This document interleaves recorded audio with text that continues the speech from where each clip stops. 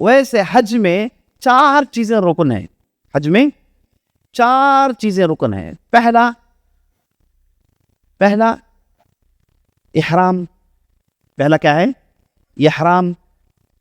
Number 2 तवाफ, number 3 सई, और number 4 Arafah में ठहरना। ये 4 रुकन है। इसमें से आपने किसी एक को छोड़ दिया, आपका हज चला गया, इनवैलिड है आपका हज। इसके अलावा कोई चीज आप छोड़ दिए, इहराम की हालत में आपने मिसाल के तौर पर खुशबू लगा ली, या फिर मिना में रात गुजार नहीं पाए, मुज़दलिफा जा नहीं पाए, कंकरी मार नहीं पाए, तो ये रुकन है? नहीं है। मैंने रुकन आपको बताया 4, ये 4 में से चीजें हैं नहीं है।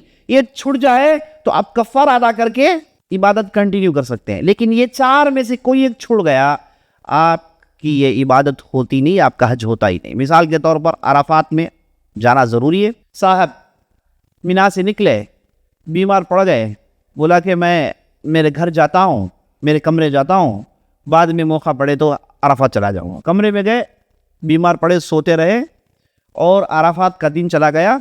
दूसरे दिन फजर पड़ने के बाद मिना पहुँचे, इनका हज चला गया, बेकार है। क्योंकि उन्होंने क्या छोड़ दिया? वो रुकन छोड़ दिया। रुकन छोड़ने से वो इबादत होती नहीं। मैंने कई लोगों को देखा है। एक साहब से मेरी मुलाकात हुई हरम में, मैंने उनसे पूछा कि भाई आप ये हरम में हैं, आप अराफात नहीं गए?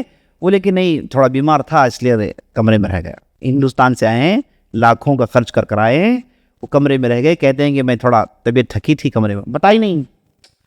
बाद में मैंने कहा कि भाई आपका हज होता? नहीं मौलवी साहब, मैं वो दम दे देता हूँ। हजरत ये दम देने का मामला नहीं, ये रुकन है, छुड़ गया, आपकी इबादत नहीं हुई। यानी ये जो लोग कहते हैं कि भाई दम देकर मैं कंपनसेट कर ले सकता हूँ, मैं रोज़े रख ले सकता हूँ, ये सब अरकान में नहीं चलता। मैं गया हज करने के लिए, हरम में दाखिल हुआ, तवाफ में भीड़। मैं बोला कि भाई तवाफ बाद में करूँगा, तवाफ छोड़ ही दिया। मीना जा रहा हूँ, मुज़दलिफा जा रहा हूँ, अराफात जा रहा हूँ, सब जा रहा हूँ, तवाफ नहीं किया। जब भी गया हरम में भीड़, तवाफ नहीं किया।